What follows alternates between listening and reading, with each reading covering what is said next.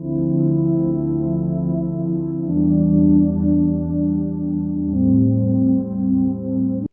ನಗರದ ಹೊರವಲಯದ ರಜಾಕ್ ಕಲ್ಯಾಣ ಮಂಟಪದಲ್ಲಿ ಹಮ್ಮಿಕೊಳ್ಳಲಾಗಿದ್ದ ಪತ್ರಿಕಾಗೋಷ್ಠಿಯಲ್ಲಿ ಮಾತನಾಡಿದ ಅವರು, ಚಿಂತಾಮಣಿ ತಾಲೂಕಿನ ಕೈವಾರ ಹೋಬಳಿ ನಲ್ಲಗುಟ್ಟಹಳ್ಳಿ ಗ್ರಾಮದ ಸರ್ವೆ ನಂಬರ್ 42ರ ಪೈಕಿ 31ರಲ್ಲಿ 1 ಎಕರೆ 6 ಗುಂಟೆ ಜಮೀನನ್ನು ಮುಸ್ಲಿಂ ಜನಾಂಗದವರಿಗೆ ಶೈಕ್ಷಣಿಕ ಮತ್ತು ಸಾಮಾಜಿಕ ಅಧ್ಯಯನ ಕಲಿಕಾ ಕೇಂದ್ರ ಕಟ್ಟಡ ನಿರ್ಮಾಣಕ್ಕಾಗಿ ಕಾಯ್ದಿರಿಸಲಾಗಿದೆ.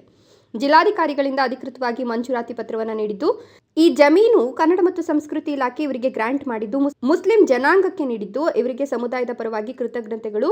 ಇಡೀ ರಾಜ್ಯದ 224 ಕ್ಷೇತ್ರದಲ್ಲಿ ಎಲ್ಲೂ ಸಹ ಮಾಡದೇ ಇರುವ ಕೆಲಸ ಉನ್ನತ ಶಿಕ್ಷಣ ಸಚಿವ ಡಾಕ್ಟರ್ ಎಂ.ಸಿ. ಸುಧಾಕರ್ ಮಾಡಿದ್ದಾರೆ ಎಂದರು. ಮಂತ್ರಿಗಳಾದ ಡಾಕ್ಟರ್ ಎಂ.ಸಿ. ಸುಧಾಕರ್ ಅವರು ಒಂದು ಇಂಪಾರ್ಟೆಂಟ್ ಹೆಜ್ಜೆಯನ್ನು ಈ ತಾಲೂಕಲ್ಲಿ ತಗೊಂಡಿದ್ದಾರೆ.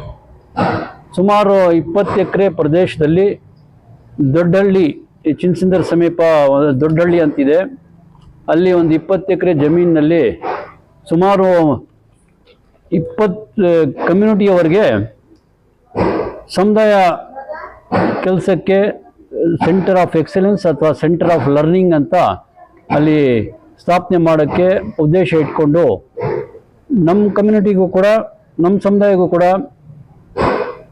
ನಮ್ಮ ಪಾಪ್ಯುಲೇಷನ್ ಪರ್ಸೆಂಟೇಜ್ ಮೇಲೆ 1 ಎಕರೆ 9 ಗುಂಟೆ ಜಮೀನನ್ನು ನಮ್ಮ ಕಮ್ಯುನಿಟಿಗೆ ಕೊಟ್ಟಿದ್ದಾರೆ.